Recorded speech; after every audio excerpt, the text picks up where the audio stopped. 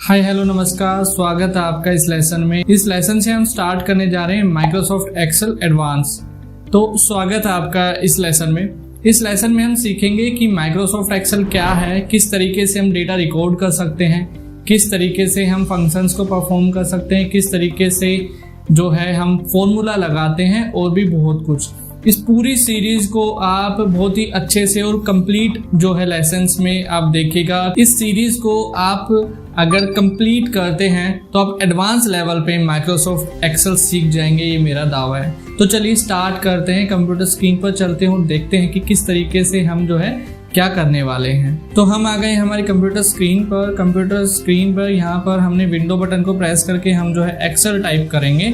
यहाँ पर हमने एक्सेल ओपन कर लिया है। इस तरीके का इंटरफेस हमारे पास जो है ओपन होगा कि ये जो इंटरफेस है, इस इंटरफेस में हमें तीन चीज़ें देखने को मिलती है। सबसे पहले हमें रिसेंट फाइल्स देखने को मिलती है, ब्लैंक फाइल्स देखने को मिलती है और कुछ टेम्पलेट्स, प्री मेड टेम्पलेट्स है एक्सेल की तरफ से, वो हमें देखने को मिलते हैं। तीन हमें जो है टैब देखने को मिलते हैं, होम, न्यू और ओपन। इफ इन केस अगर कोई स्पेशल फाइल है, मैं किसी स्पेशल फाइल को ओपन करना चाहता हूं तो ओपन, अदरवाइज मैं न्यू कर सकता हूं। ये जो है न्यू का ही जो है सब सेक्शंस यहाँ पर क्रिएटेड है, ब्लैंक शीट और प्रीमेड टेम्पलेट्स। ब्लैंक पर क्लिक करने के बाद हमारे पास इस तरीके से हमारी एक वर्कबुक ओपन हो जाएगी। इसको हम बोलते हैं एक्सेल वर्कबुक, राइट। इस एक्सेल वर्कबुक को जब भी हम ओपन करते हैं तो ये बुक के नाम से जो है यहाँ पर जो है ओपन होती है। जब भी हम एक्सेल को कंट्रोल एस करते हैं तब ये यहाँ पर हमें जो है इसका जो नाम है वो पूछा जाता है। तो यहाँ पर जो है हमारे पास हम फाइल नेम देंगे और यहाँ पर पाथ देंगे कि कहाँ पर इस एक्सेल को हम जो है सेव कर सकते हैं। तो यहाँ पर जो है हमने यहाँ पर जो है इसको नाम ले दिया लेसन 1, ठीक है। ये डॉक्यूमेंट्स में सेव होगा। हम इसका जो है लोकेशन भी जो है वो चेंज कर सकते हैं। तो मैंने यहाँ पर जो है डी ड्राइव में इसको सेव कर दिया। तो यहाँ पर जो है इसका जो नाम है वो नाम चेंज हो जाएगा। तो बाय डिफॉल्ट जो एक्सेल का जब भी एक्सेल ओपन करते हैं तो उसका नाम जो है बुक 1, 2, 3 एंड सो ऑन करके आपको मिल सकता है। तो अब हमारे पास जो है हमने हमारी इस वर्कबुक को सेव कर लिया है। वर्कबुक को सेव करने के बाद हम आगे बढ़ते हैं और देखते हैं यहाँ पर हमारे पास कुछ ऑप्शंस हैं। इन ऑप्शंस को हम टैब बोलते हैं। यहाँ पर हम होम टैब पर अभी एक्टिव है, इंसर्ट टैब है, ये यहाँ पर पेज लेआउट टैब है, फॉर्मूला टैब है, डेटा टैब है, रिव्यू टैब है, view tab and help tab है। तो सबसे पहले जो है जो टैब एक्टिव रहता है उसका रिबन ओपन रहता है। तो ये जो पूरा एरिया है इसको रिबन बोलते हैं और इसके अंदर ये जो है इसको ऑप्शंस बोलते हैं। मतलब ये ऑप्शंस हैं। इन ऑप्शंस के साथ साथ यहाँ पर आप एक बॉक्स टाइप में देख रहे होंगे, ये एक लाइन देख रहे होंगे हर एक के मिड में। तो ये जो है ये ग्रुप है। यहाँ पर जो है ग्रुप है, जैसे कि क्लिपबोर्ड ग्रुप है, फॉन्ट ग्रुप है, अलाइनमेंट ग्रुप है, नंबर और स्टाइल ग्रुप है। तो ये हमारे ग्रुप्स हैं, राइट। इसके बाद ये हमारा वर्किंग एरिया है। वर्किंग एरिया में हमें इस तरीके से दो पैरामीटर्स देखने को मिलेंगे। ये हमारे 1, 2, 3, 4 यहाँ पर A, B, C, D इस तरीके से हैं। तो ये यहाँ पर जब मैं क्लिक करता हूँ, A पर क्लिक करता हूँ तो पूरा जो है सिलेक्ट हो जाता है। इसको बोलते हैं हम कॉलम। अगर मैं 1 पर क्लिक करता हूँ ये पूरा सिलेक्ट हो जाता है। इसको बोलते हैं रो। तो ये कॉलम है और ये रो है। अगर एक मैं सिंगल पर क्लिक करता हूँ तो ये सेल है, CELL, ठीक है, ये सेल है, राइट। अब मैं कहीं पर भी किसी भी सेल पर क्लिक कर रहा हूं तो यहाँ पर आप देखिएगा ये नेम बॉक्स है यहाँ पर। तो इस सेल का जो नेम है वो है F6। F6 कैसे हुआ? ये F कॉलम पर रो 6 पर है ये सेल, तो इसलिए इसका जो नेम है वो है F6। अब मैं यहाँ पर कुछ भी एक्टिविटी कर रहा हूँ, राइट, कुछ भी लिख रहा हूं तो मैं यहाँ पर टाइप कर रहा हूं तो ये टाइप यहाँ पर शो हो रहा है। इसको बोलते हैं फॉर्मूला बार। इसको फॉर्मूला बार इसलिए बोलते हैं कि यहाँ पर जो भी एक्टिविटी रहेगी वो आपको शो करेगी। और यहाँ पर अगर मैं कोई फॉर्मूला भी टाइप करता हूँ तो वहाँ पर विजिबल होगा।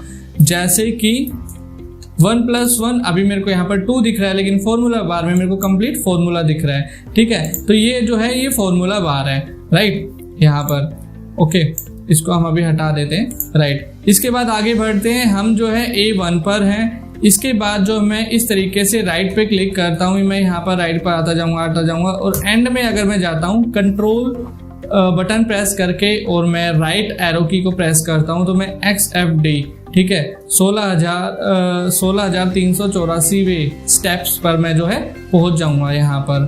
ठीक है, ऐसे ही मैं फिर से A1 पर आ जाता हूँ और मैं फिर डाउन कंट्रोल बटन प्रेस करके डाउन की को प्रेस करूंगा तो मैं यहाँ पर 1048576वें नंबर पे पहुंच जाऊंगा।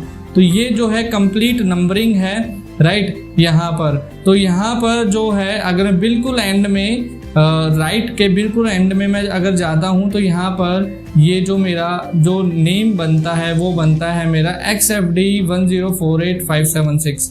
ठीक है, तो ये कंप्लीट मेरा जो है शीट है, ये यहाँ पर कंप्लीट शीट है, राइट। इस शीट में हमें जो है काम करना होता है।